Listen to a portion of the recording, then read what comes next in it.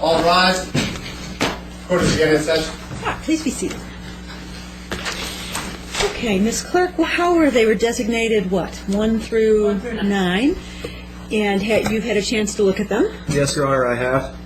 And are there any that can be admitted by stipulation? Yes, Your Honor, 1 through 7. 1 through 7, okay. Then 1 through 7 are admitted by stipulation. That means on 8 and 9, let's have you folks sworn so that you can either begin by telling your story or begin with those exhibits or whatever makes sense to you. So, okay. So could I start by having the two of you sworn, so whatever you say from this point on is under oath? Actually, you were already sworn when you were called as witnesses. So do that before lunch. You remain under oath. I forgot you were sworn in their case. So anything you say this afternoon remains under oath. It's the same proceeding. Exactly. Okay. Let's see. Exhibit 8 states Jeffrey Feeney's criminal record and perjury to Washington County. And I'm basing that up, and the printout of his criminal record that came from the criminal courthouse in Napa County, and that's to show, his character and his background, and also the perjury part, which is on the video, is it's a copy of the court video, that I purchased from here. And it shows, well, of course, the thing is, it's hard for you to hear his statement because he was in the back of the court where there isn't a microphone. But he stated that he, was doing foster care for our son. That's the perjury part because the state did not place the boy, so, that would be a... Lying to affect the outcome. Okay, well, one thing you can't do is you can't go back and forth like you are. One of you got to talk, and then the other. But let me start with the first thing. So there's multiple things in that folder. It sounds like. Yeah, well, it just is basically, a summary of his criminal history in Napa County that I got from the criminal courthouse. So hold on for a second. And I understand why you group them together. They concern the same individual. I understand the subject matter. So one of them is a court document from Napa County, correct? Well, actually, two of them, they were just face sheets from the criminal court's Okay, then office. let me have you pause. Your reason for objecting or basis is what? Your Honor, the evidence that I examined was not a court document. It was, in fact, a CD. There's no paper in there? There was a printout of it was not a certified copy of anything. It looked like it could have just been typed on anything. It was a typewritten list of information at the top as to what I believe what Mr. Sablon purports to be on the CD. But I saw no official documentation of any kind, and certainly no certified copies of anything from any court of any jurisdiction I'm aware of. Is there more than one thing in that envelope? Yes. I'm not supposed to see anything that's not admitted, and sometimes that has to happen because there's no other way to resolve it, but that's why I'm asking the questions. The two items that I saw, Your Honor, were a CD in a sleeve, and then a 8.5 by 11 piece of paper to which it was paper clipped. And then the 8.5 by 11 piece of paper to which it was paper clipped had, in small font, a list of basically a blurb of what I believe Mr. Sablon purports is contained on the CD recording. Okay, and is that in fact what was in that envelope? No, ma'am. What do you say? Actually, the printouts, that's the way that the criminal clerk's office does in Napa. They just, summarize it on white sheet paper. They don't certify it or anything. But on the CD, it's not the same thing as the paper. What is on the CD is a copy of the first hearing here in Washington County, where Mr. Feeney stated a lie on the court video. It belongs. It's one of your court videos. So the CD comes from Washoe County. Yes, ma'am. The paper comes from Napa. Yes.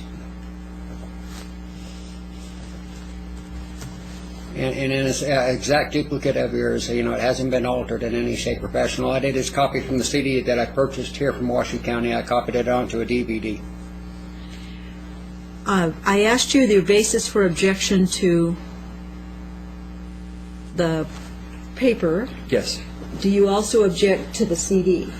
Yes, Your Honor, I believe, well, one, Mr. Feeney is not here, nor was he subpoenaed by Mr. Sablon. to be able to explain or be cross-examined as to the contents that Mr. Sablon purports are contained on the CD.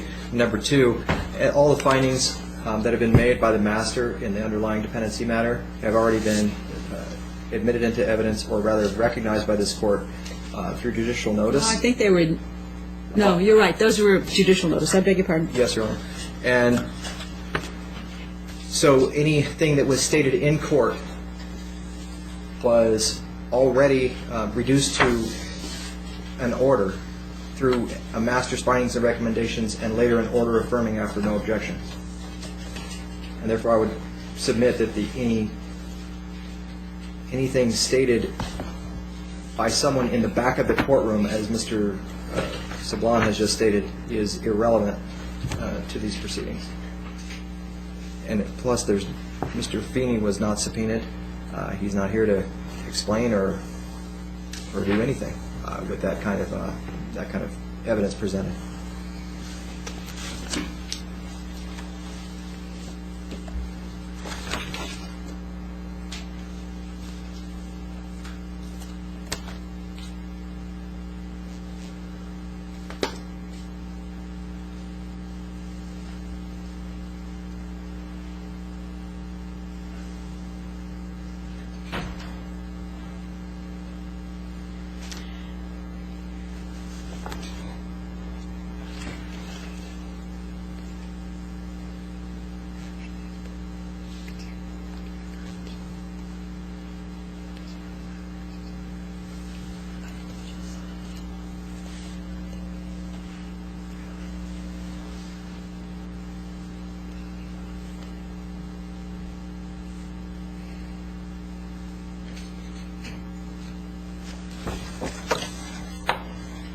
Excuse me just a minute.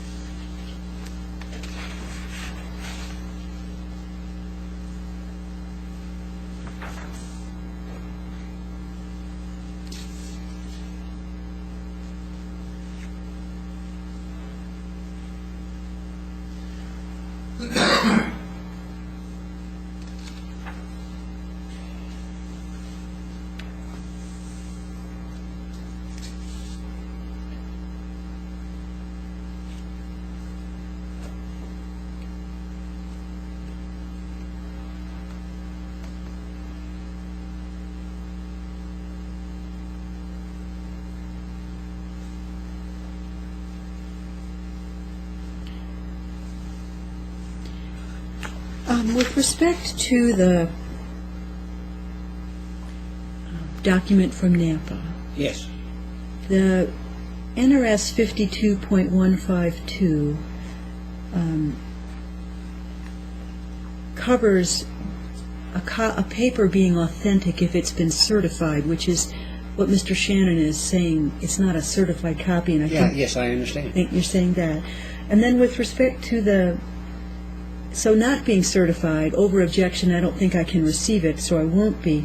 With respect to the tape of our own court, why it is an out-of-court statement. This gentleman is not here testifying. Well, that's true, Your Honor. In fact, he shouldn't have even been in that courtroom to begin with, because he's not a blood relative, and it's a confidential proceeding.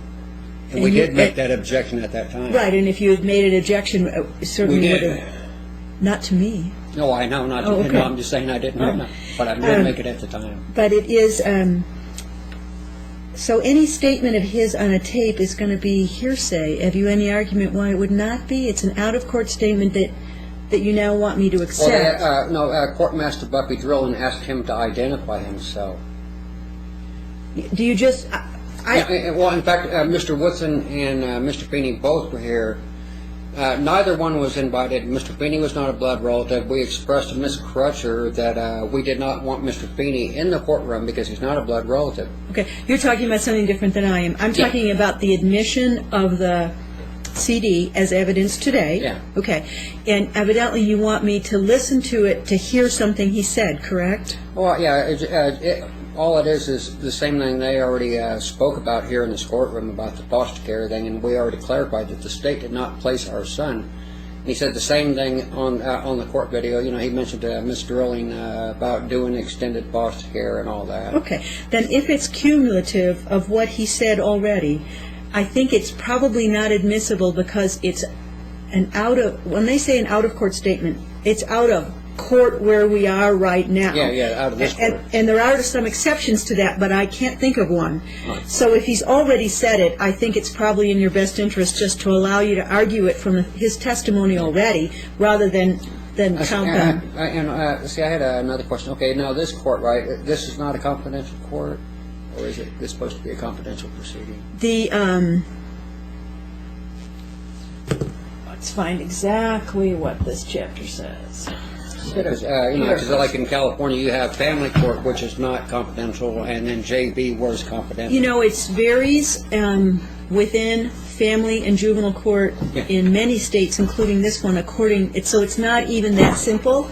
It's not all or one way and all or the other. It's a mixture in both courts. Some family court matters are closed, some are open, some juvenile are closed, some are open. Right. Okay, so 128.090. thank you. Yes, Your Honor. So let's.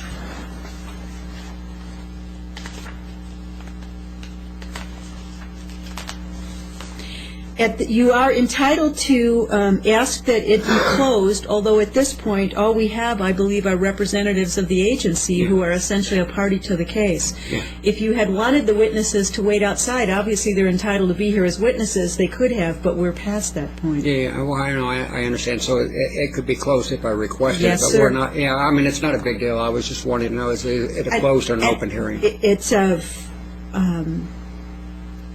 so at this point, there's no one to ask for you to ask to leave. Yeah, well, Okay. exactly. Well, I understand. All right. What I'm asking is an open session. It's under 10905.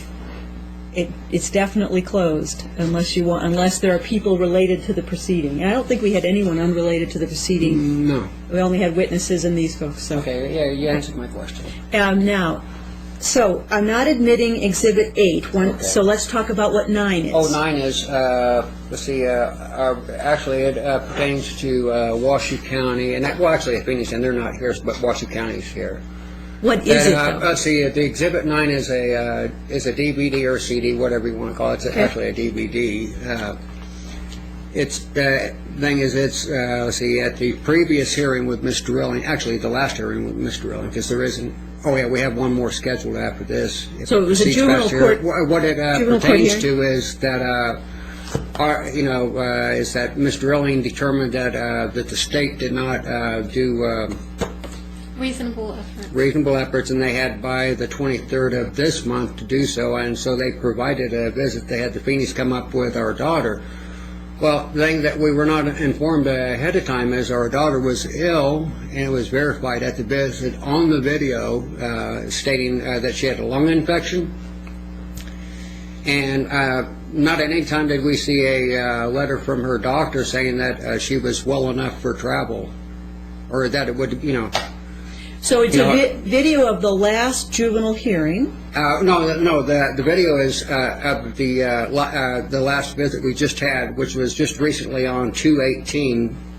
So the video is a visit. Yes, it is. Okay. It's the last one, and then also, the thing is, it shows that she was sick, and that's what I put at risk, because the thing is, we did not see at any time any letter from Dr. Myers, which is her doctor, giving her. Saying that she's medically sound for travel. Now, I understand about the, I have no objection to the visit, but the fact that she had a lung infection, I mean, what was stated on the video is that, it would have been possible for her to, possibly get pneumonia also, because lung infections are very serious. And I've had pneumonia before, and I know.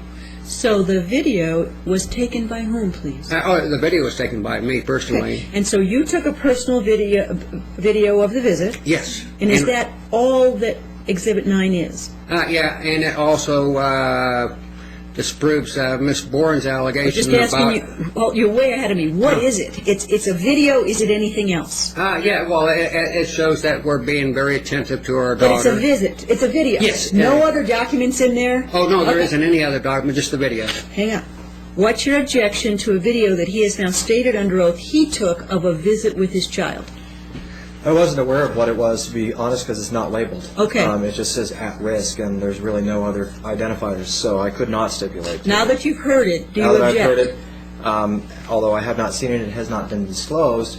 I out of a to avoid any appellate issues, I will go ahead and stipulate to it. 9 is admitted. Yes. Okay.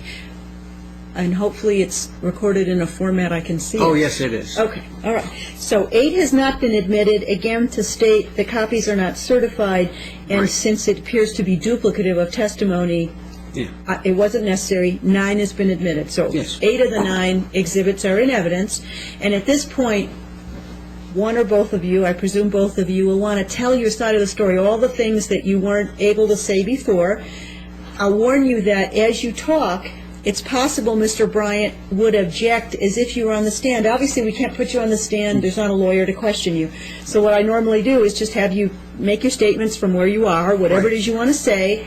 But because it's like testimony, if you started to say things the evidence code doesn't allow, Mr. Bryant could object if he wished, and then I'd have to resolve it. If he objects, please pause, because our recording, when people talk over one another, gets very hard to understand when we go back to it. Yeah. Okay. So each of you has that opportunity. Well, I plan to purchase the video anyway, also, so I want it to be nice and clear. Better yet. And you have a vested interest in it being clear. So who would like to begin? Mr. Sablon, this one. Please go ahead when you're ready, sir. Okay. Well, like I stated, okay, like with since we've already got the exhibits in, right? They're in, and I'll read them at the conclusion, but I haven't read them yet, of course. Are these right here? I can look at them as you talk. Okay, well, Right. well, that's fair. Well, you know, like Exhibit 1 is collateral estoppel, and I presented this twice to Ms. Drilling, and it states, you know, like the standards for collateral estoppel, and explains why that both of our cases fit the criteria for collateral estoppel. And also, Your Honor, I copied out the Supreme Court ruling that backs up collateral estoppel also. That's Harris versus Washington. Which, if you wish to look at the case law, I have it right here. I do not need you to give me that, but thank you for the offer. Okay.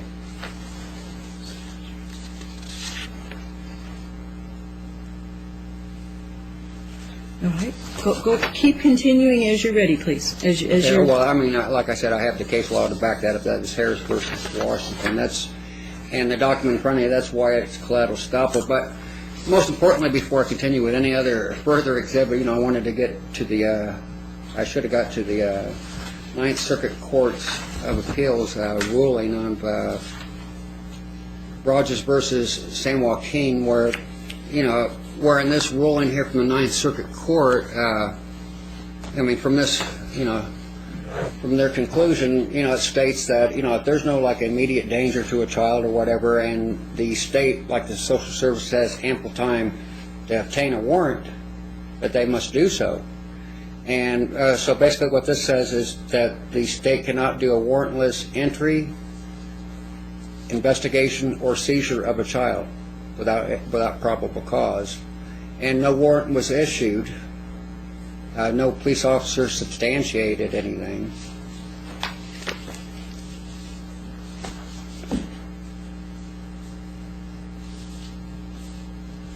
And there was, and also talks about ample time. And they had from Saturday till late Monday afternoon to obtain a warrant, and they did not even attempt to obtain a warrant.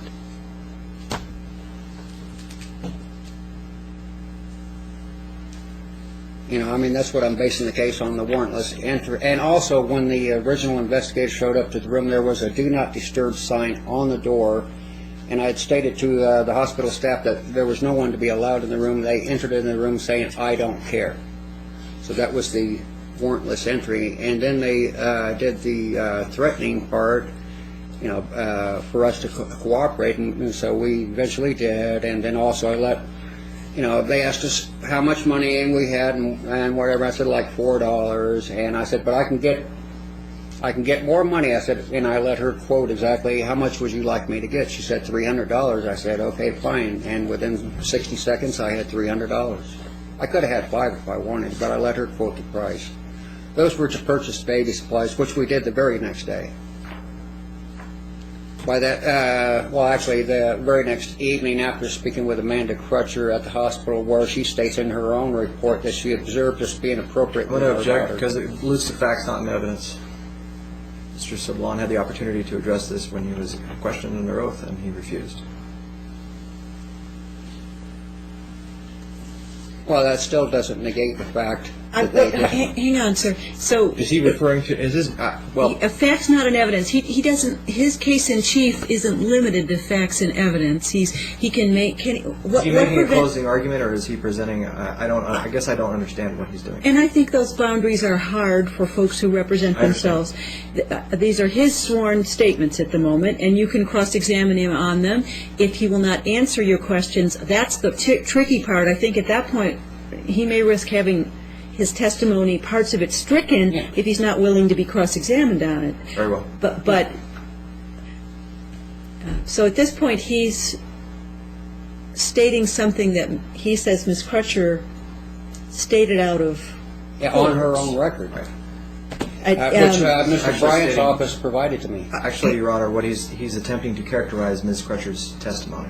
That's why I assumed he was making some sort of legal argument rather than testimony. Oh no! I'm going to let him continue because I think it's hard. And it's hard for me as well. It's hard. Thank you. Go ahead and be seated. It's difficult to require folks without a legal training to follow every rule.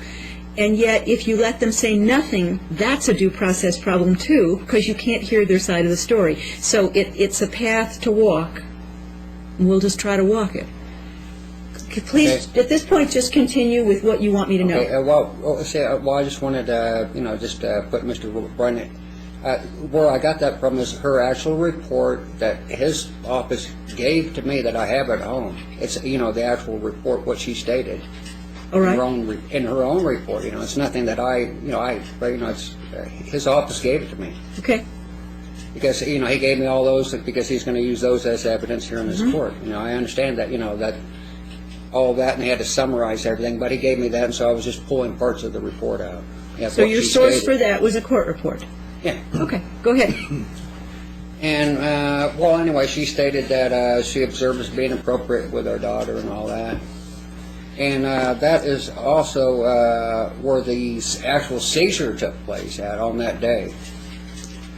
And the hospital tried to get us to sign papers, and there's no way that we would sign anything,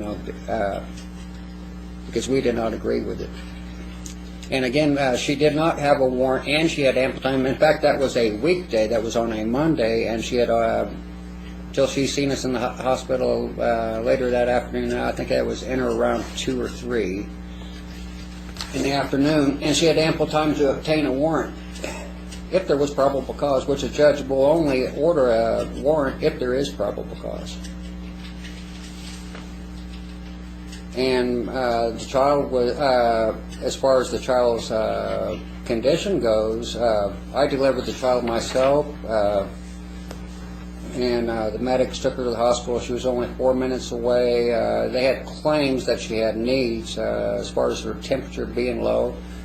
I've heard different things on it, but we have the actual medical records that I submitted at Mr. Ellion's court. I submitted that at the evidentiary and the actual medical records stating that she was a viable female.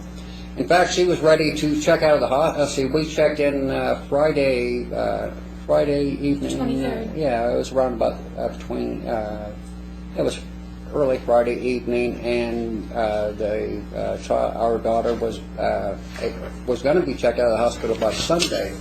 When we did check out, but we checked out by ourselves because the CPS put a hold, which is not lawful. There's not a court order, and but she was perfectly healthy by that day. The doctor didn't have any concerns about that. She was healthy the whole time. And yeah, well, actually, she was, and that was the thing that prompted this whole issue. In fact, I can tell you exactly what took place at the hospital. Is that we checked in on Friday. Let's see, I had some disagreements with the nurses because they're not physicians. You know, they were, what they were stating and what I was seeing with my own two eyes, it just didn't go together. So I became very concerned. I brought my computer down there and took a video of their monitors so they couldn't play with the numbers. Well, within about approximately 2 hours after doing so, a hospital social worker came down and tried to speak with me, and she identified herself, and I informed her that I don't like social workers and that I don't have to talk to you. You know, that's my right, you know. And then she mentioned something about calling CPS, and I just told her, go ahead, we haven't done anything wrong. So she called, and also she made demands on me at the time, you know, that I had to speak with her, that we had to, you know, demanded that we must speak with her. And I told her, no, we don't. You know, we don't need any of your service. You know, in other words, we don't need your service. If we wanted any resources or whatever, we would have requested ourselves. The reason why you're in this room is because your staff reported to you that I videotaped your monitors. And so she made the call, and it's my belief that she made the call out of malice. Because when the CPS investigators showed up, and like I said, they entered the room without our permission. In fact, there was a do not disturb sign on, and we were told them that they were not allowed to enter, and they entered anyway.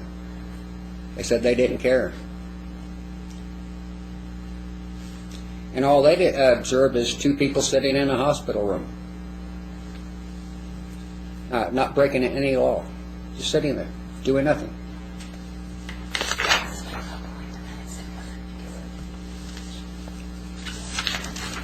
Oh, yeah. Well, anyway, it's a matter of record. Anyway, that I originally called for the ambulance, the medics, and I signed all the admission papers at the hospital also.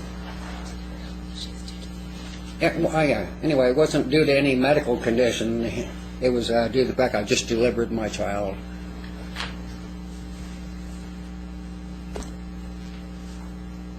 So, you know, there wasn't any law broken, so, you know, there was any probable cause whatsoever, and we were at the hospital, and child was not in any imminent or immediate danger at all. So, which means that if CPS wanted to make an issue of it, they had ample time to get a warrant. Child was not in the immediate physical danger, and Rogers versus Joaquin, right here, states that if there isn't immediate danger to that child, physical danger, that you must get a warrant. That's what the Ninth Circuit Court of Appeals said, which Nevada is under their jurisdiction.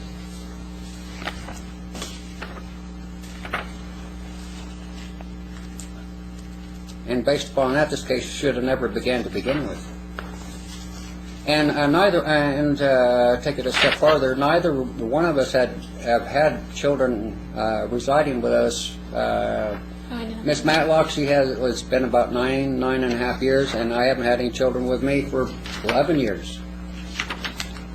And you're taking, people are taking things from distant passes distant past sealed. In fact, the sealed records, in my case. Well, all the cases are dismissed. And all the cases are dismissed. All these cases, and these are dismissed cases, and we know what dismissed means, right? You're not supposed to discuss it any further.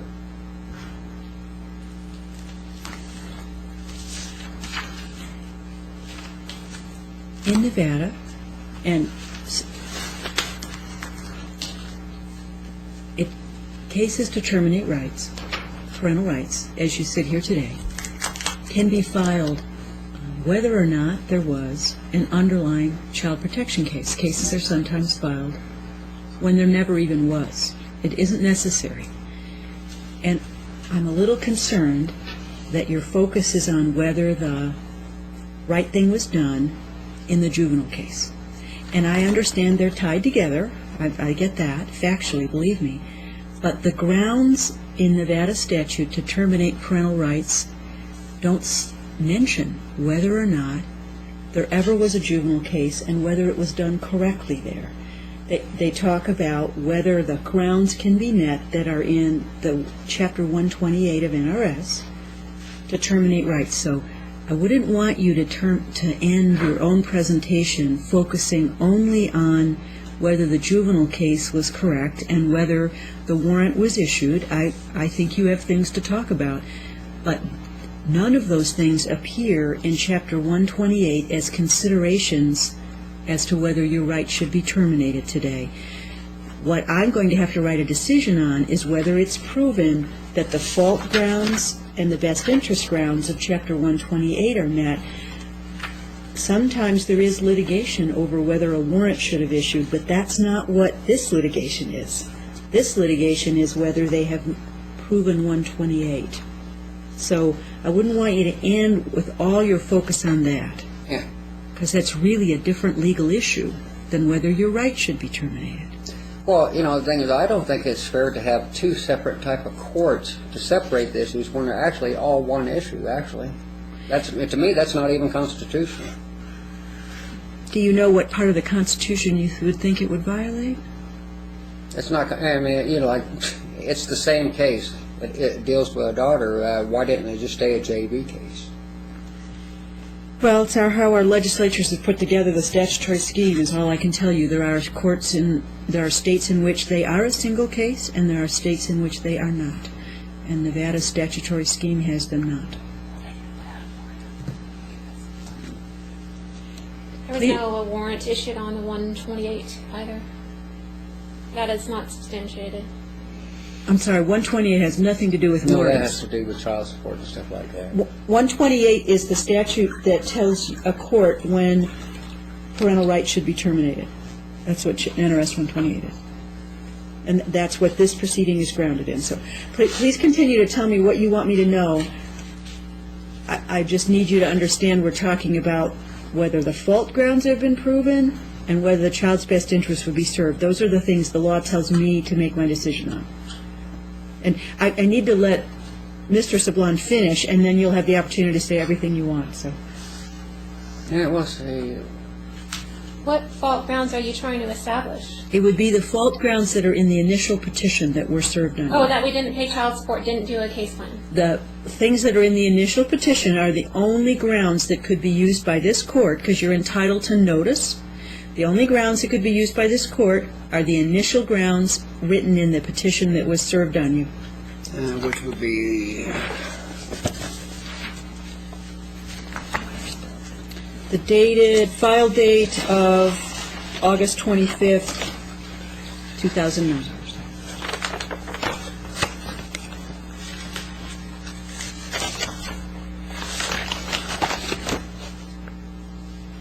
And what individual is establishing this, other than Mr. Bryant? But I can't answer those questions. It's your argument as to whether you think it was the admitted exhibits and the testimony and the things of which judicial notice were taken are what the court we're would not consider. going to do a case plan or child support because we filed a federal counterclaim, and that is our way of reunifying with our daughter. We filed a federal counterclaim. So the allegation that we don't wish to make any efforts to reunify with her, maybe we're not doing it the way they'd like to see us do it. But we did file a counterclaim, and that is our attempt to reunify with our daughter. So that would be a false allegation. Yeah, and though that NRS 128 says that it doesn't meet the standards of the Supreme Court on clear and convincing evidence, Your Honor. I'm sorry, sir? To quote the case, and I have it right here verbatim, is Santowski versus Kramer. This deals with the Supreme Court's ruling on when you're going to terminate somebody's rights. The standard. The standard is clear and convincing evidence. The worker should not have been allowed to testify.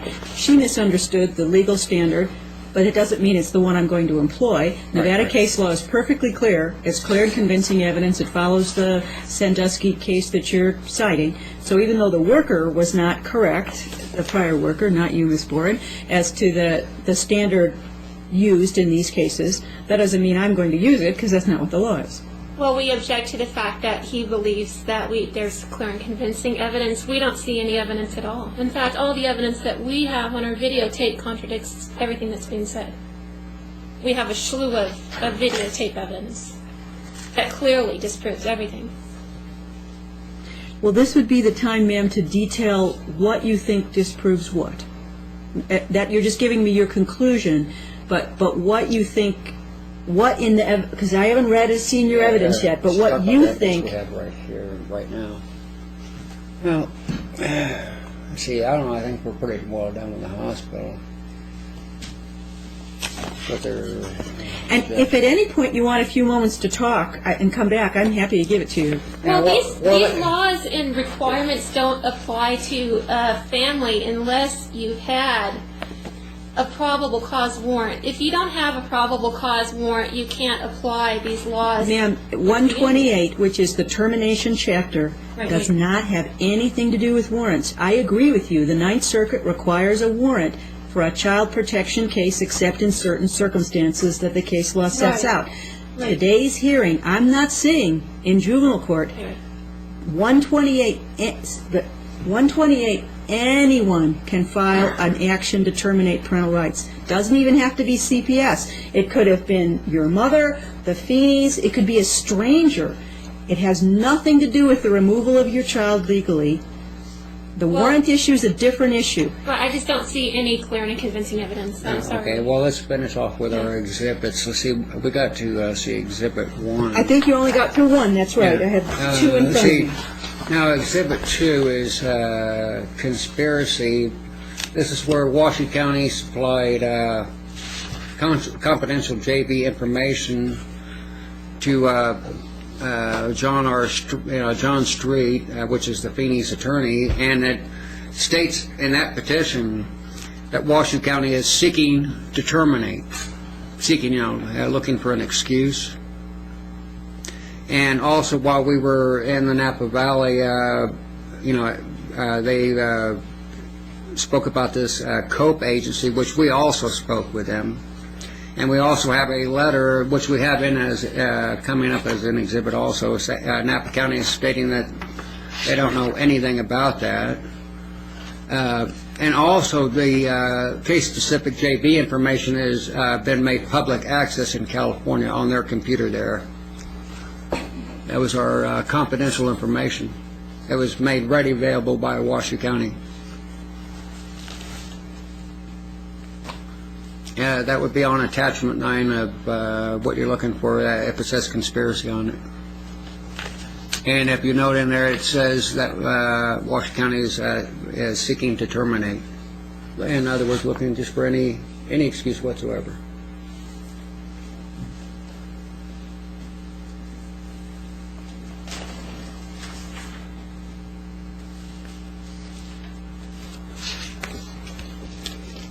And we have several correspondents, and we're more than eager to visit our daughter under the U.S. constitutional standards, and that also that under our First Amendment, we wish to videotape all of our visits so nothing can be fabricated.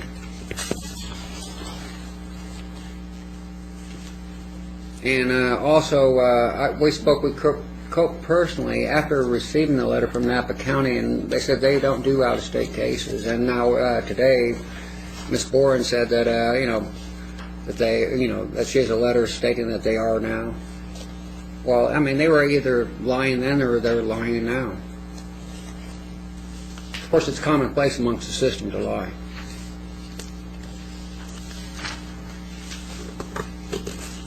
And let's see, and so that pretty much covers Exhibit 2 and the conspiracy. And and if the court terminates me today. That confirms the conspiracy, which I'm taking this matter up in federal court over in California. I'm going to be doing a withdrawal from the federal court here and refiling in San Francisco and taking all the states that are responsible under diversity jurisdiction with a jury demand, which that'll be the next thing I'll be working on. So all this will be brought over there anyway.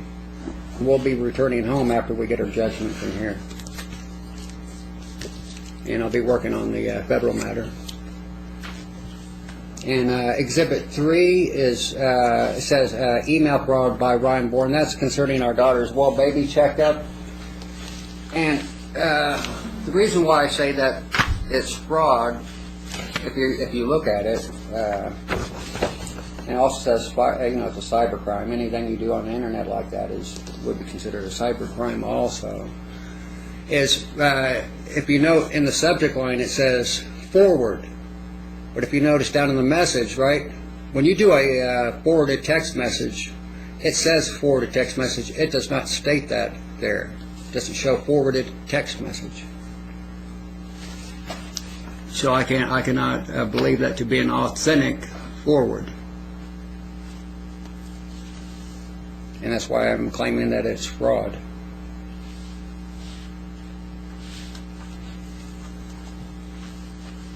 Because I do email and web, I do web, I know web language and all that stuff. I understand that stuff perfectly, and I can tell when when it's not legit. Also, when you're sending an email, there's normally at least one email attached to that email when you're sending. And all emails should, like when your initial one should have all the emails that you just emailed to in your sent mail. And let's see, it started off, kicked it off with that and the well baby checkup. And the next is a correspondence where they're transferring our child and saying that they're putting our visits on hold. In other words, withholding and concealing the child, and did conceal the child until recently, which we stated to Mr. Ellen, and I know that's not any business of this court. Then in Exhibit 5, I have a clarification letter from Napa County on visitation issues, stating that they didn't confirm Miss Boren's stipulation. In other words, they're not backing up Washoe County. They said they don't know what she's talking about. As far as putting stipulations on it.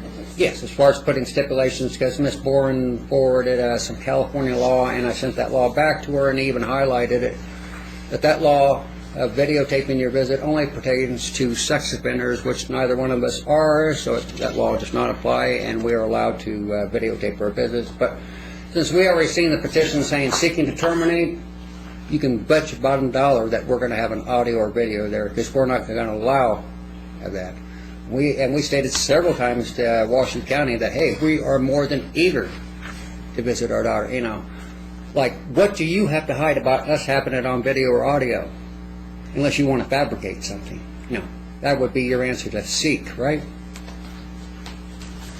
But most importantly, the most current issue, which deals with fraud again, that was sent via the internet. It shows that the Could I tell you? 3525 form. I'm sorry, sir. Excuse me. What are you referring to, please? Which one? Exhibit 6. 6. Okay, go ahead, please. Which is state, ICPC. Okay. Okay, and the contents of that envelope is, first of all, it shows, let's see, the email that had the form attached to it. Now I have the form itself. It should be there up front.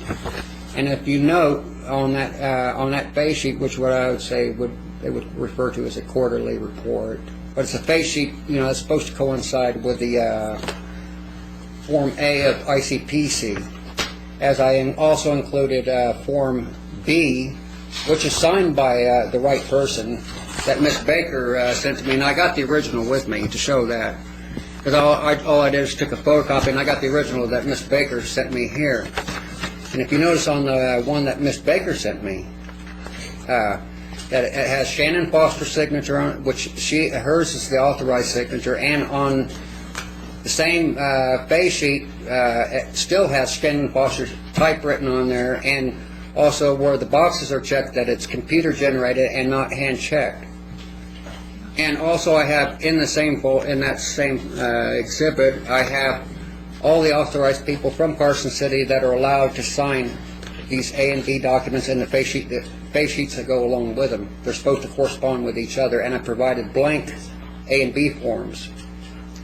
And if you note at the bottom of the A form, it requires signatures from both compact administrators from both sides of the border.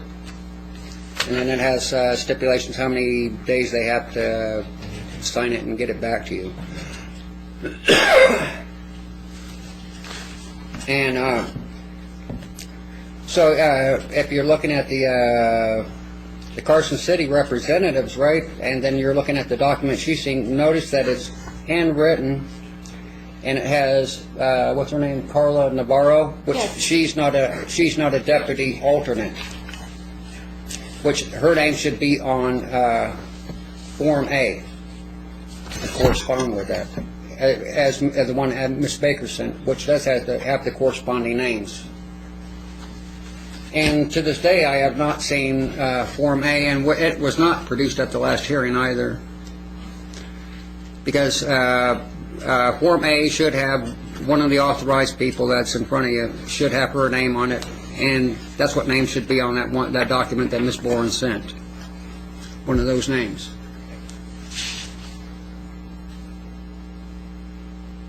And even to a rank amateur, you can look at Ms. Baker's and tell that one is authentic.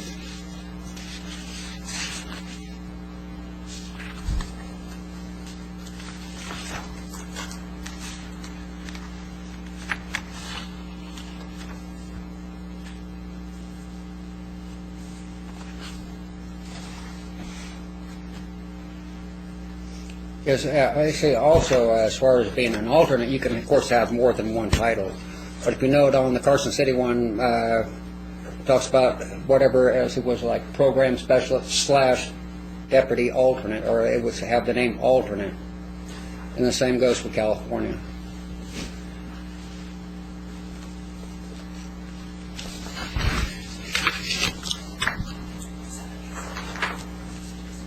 Oh, and so, so with this in view, that makes it an illegal placement.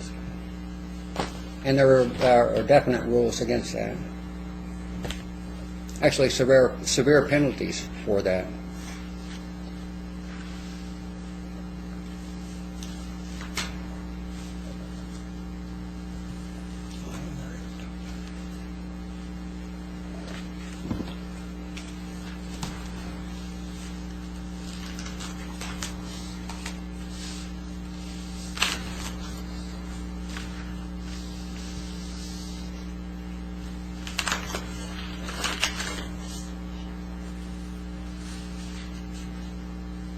And then, of course, the plastic.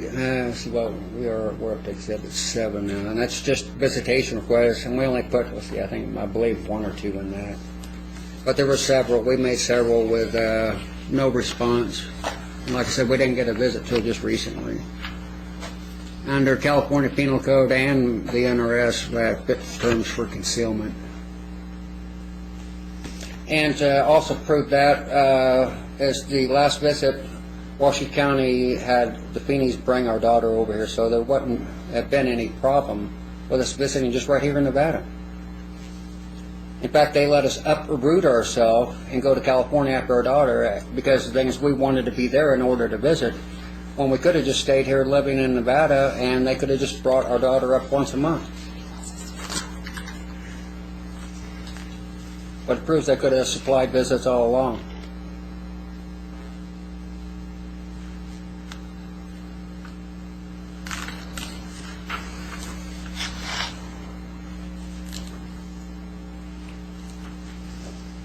And also, when we were in California, even if we weren't living here, if they would have said, hey, come to Washington County or Reno once a month for visitation, we had no problem coming over here and visiting our daughter. None whatsoever.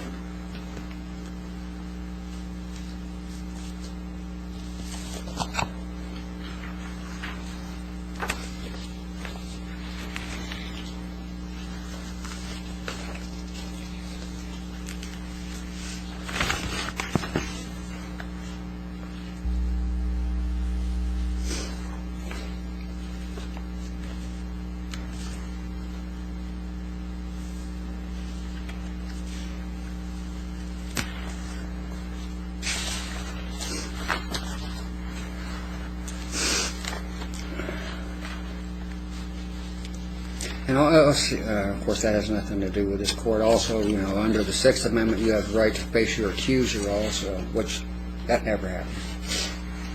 But that's okay, because I plan to bring St. Mary's over to California and sue them also, since they don't want to produce the employee that was responsible.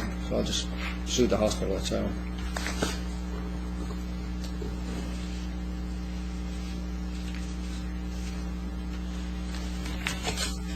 And I stated to the psychologist also in this last visit, I said it wouldn't matter what performance I do here today. It wouldn't matter how spectacular or how on the money on the law I am, what I say, when the court has already made up their mind. And we, both Sarah and I, understand that. And this is nothing more than a formality.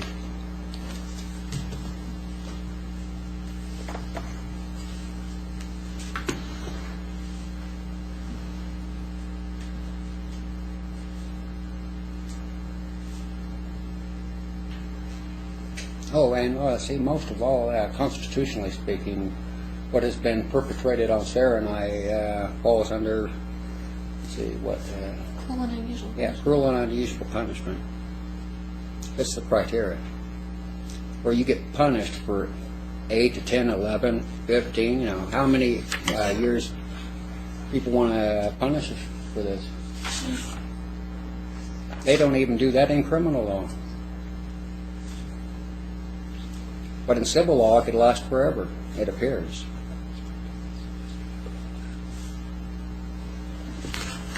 Anything else, sir? That pretty much sums it up.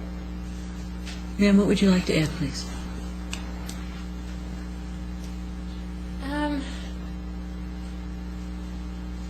Actually, excuse me, did you wish to question Mr. Saban on what he's been saying? Yes, Your Honor, I do. Okay, I beg your pardon. I can't ask you to start until I give him that opportunity. Honestly, I was unsure of the flow of how we're going. Right.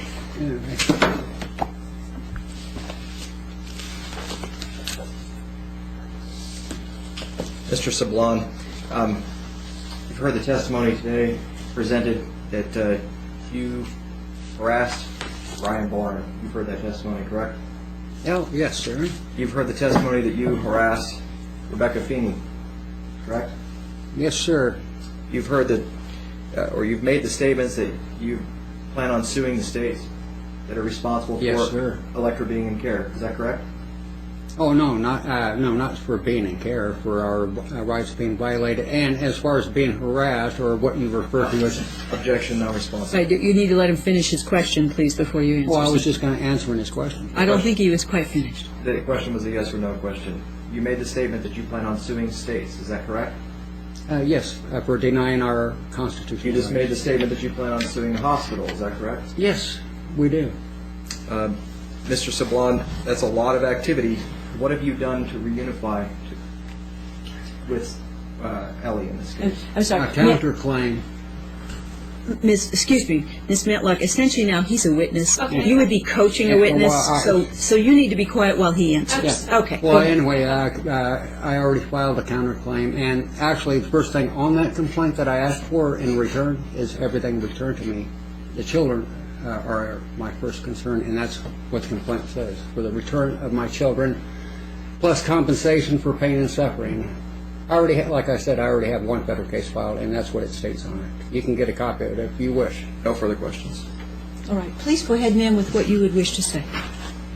Well, there's no guarantee that if we did what they're asking, that we would that she would be returned to us anyway. And we've learned... Objection. I beg your pardon. One of you's it's got to her turn, finish, and then the other starts. So But, before you started, is there anything else you want to say, sir, before I turn to Ms. Matlock? Is there anything I want No, to is there anything else he wants to say, Mr. Saban wants to say before turning to Ms. Matlock? Or were you truly finished? Oh, yeah, I'm done. I was just... Okay. Then please, similarly, don't coach the witness. She needs to speak on her own. Please go ahead, ma'am. I just don't feel that a case plan would reunify me with my daughter. I know how CPS works, and everybody I've ever known who's done a case plan, including myself, has never gotten their children back, ever. Yeah, that's what I was going to say, is there are millions of stories of other individuals clear across the nation which verify this also. Yeah. All right, your opportunity's ended. It's your turn, so if you want to continue speaking, you may now.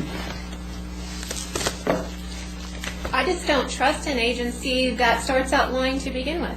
It doesn't follow the law to begin with. So why should I cooperate with an agency that I don't feel is acting ethically, morally, or legally?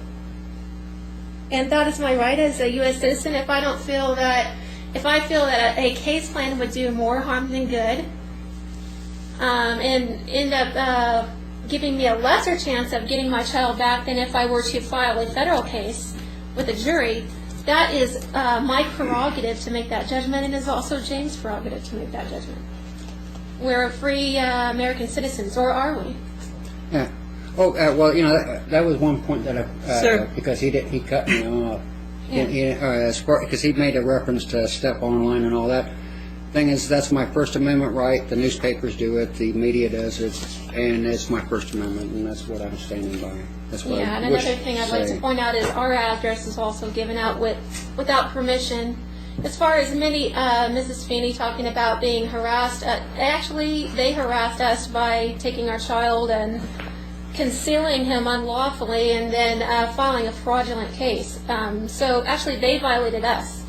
And she never sent us an email after she abducted our child saying that the reasons why she felt that our blogs were unjustified. It was justified. And if it happened to any of you, you'd probably be wanting to do a much more drastic things than what we did.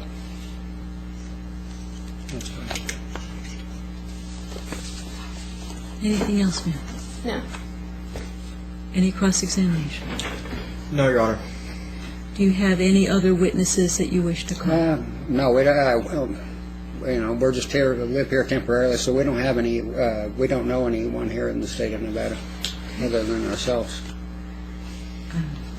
Do you wish to make closing argument? I do, Your Honor. Or do you have any sir rebuttal? I suppose I should ask you also. No, Your Honor, I just wish to close. Okay. Go ahead when you're ready. Thank you, Your Honor. Your Honor, this is a case to terminate the parental rights of James Sablon and Sarah Matlock under the provisions of Chapter 128 of the Nevada Revised Statutes. The statutes are very clear in what conditions parental rights may be terminated, and the circumstances of that termination must be proven to the court's satisfaction by a clear and convincing evidence standard.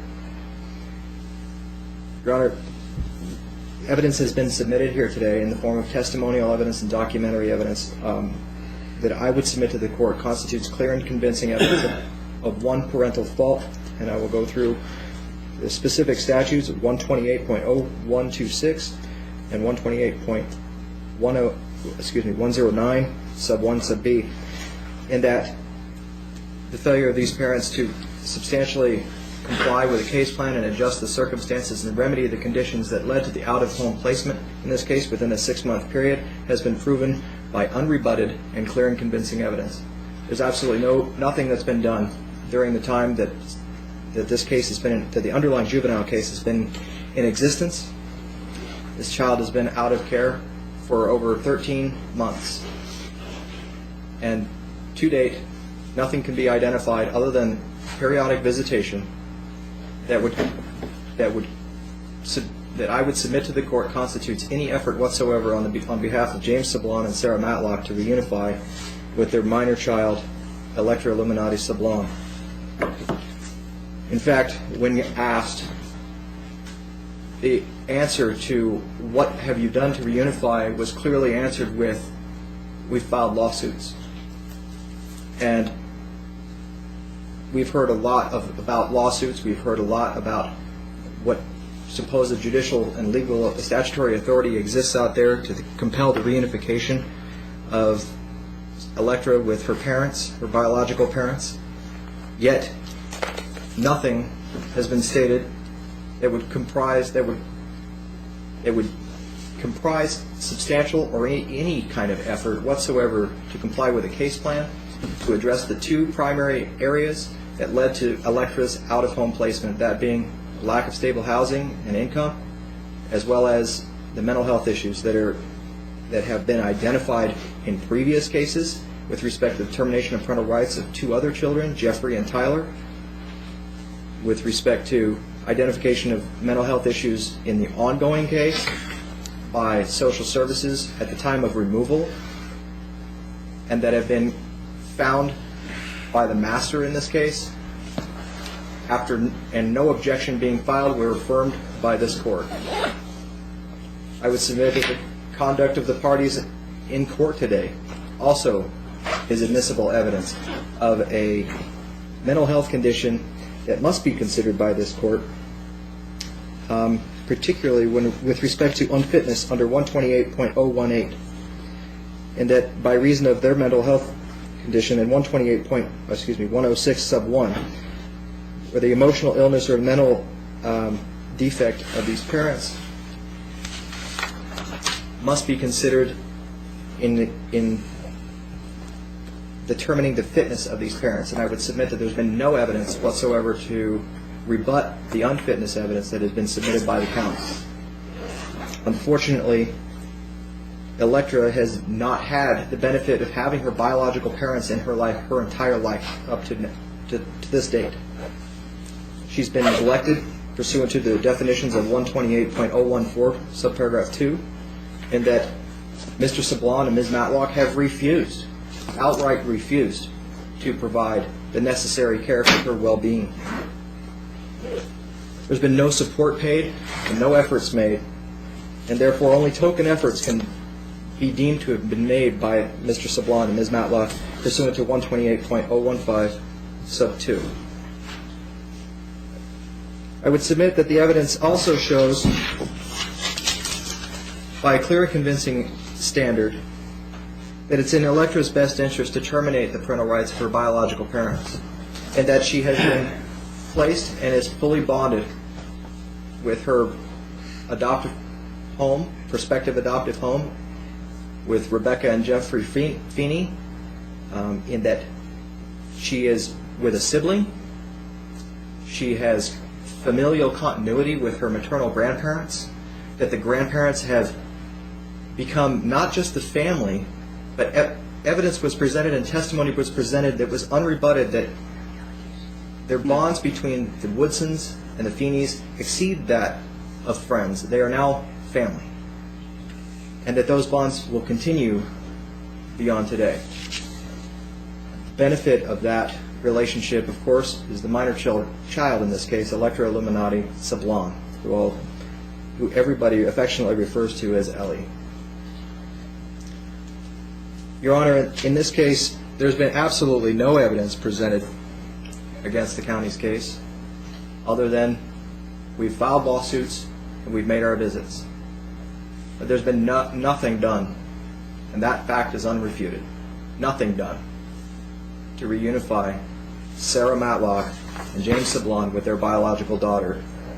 And while that is unfortunate, that is the unfortunate conclusion, I submit that the best thing that could happen for Ellie, the fortunate result of that circumstance, could be a termination of parental rights order so that Ellie can be adopted by her adopted placements, Rebecca and Jeffrey Feeney. Thank you.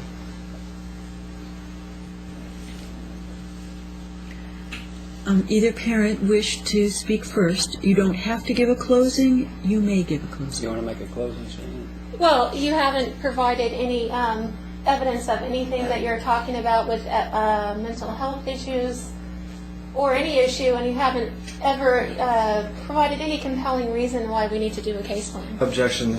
Your Honor, if the remarks could not be directed at me. Right. And Deputy, if you would Towards remind her not to look across the aisle if it happens again. Right. You need to talk to me. It's not. Okay.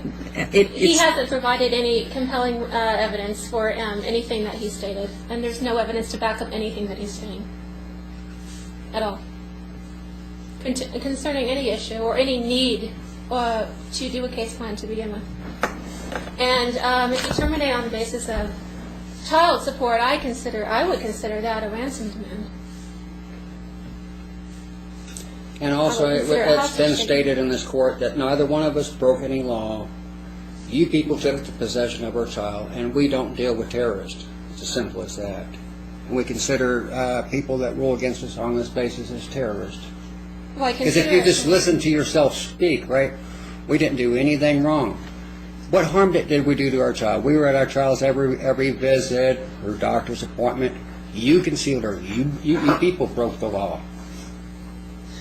And you're trying to paint a picture of us? Well, you're natural-born liars. And I can prove it with each and every one of you. Prove it. Not just say it. Please, both you guys speak to the judge.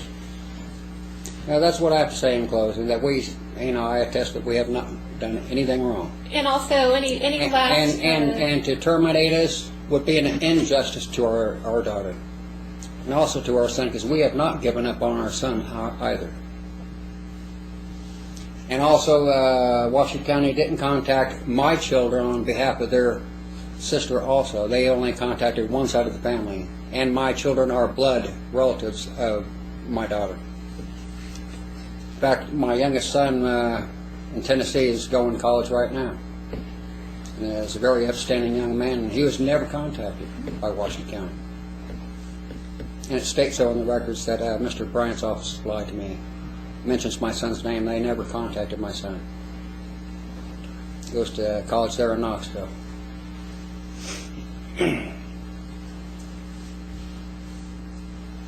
That's about all I have to say. Anything else, ma'am? Well, contrary to the way CPS likes to paint things, I never needed to go take a psychological evaluation because the last one I had was in my favor. And that was even said at the evidentiary hearing, that the last one went in my favor. So it wasn't necessary to do that. And as far as mental health issues, there wasn't any evidence of acting crazy or bizarre from the beginning of this case until now. And it's understandable if people are angry because you came in without probable cause, but those are natural human feelings towards injustices done. Those are not, it's not acting bizarre or acting strange or anything like that. So I don't agree with those statements for that reason.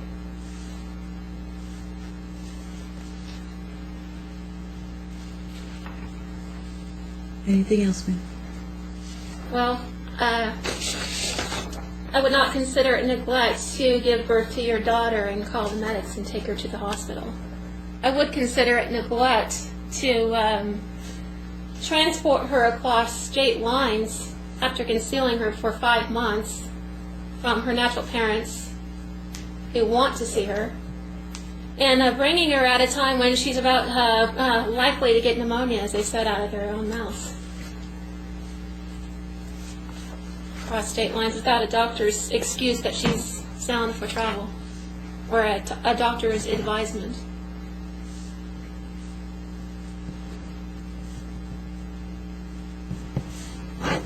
Well, I did believe that the one part out that I already told the psychologist with the judge, and of course the DA already have their judgment already pre-made.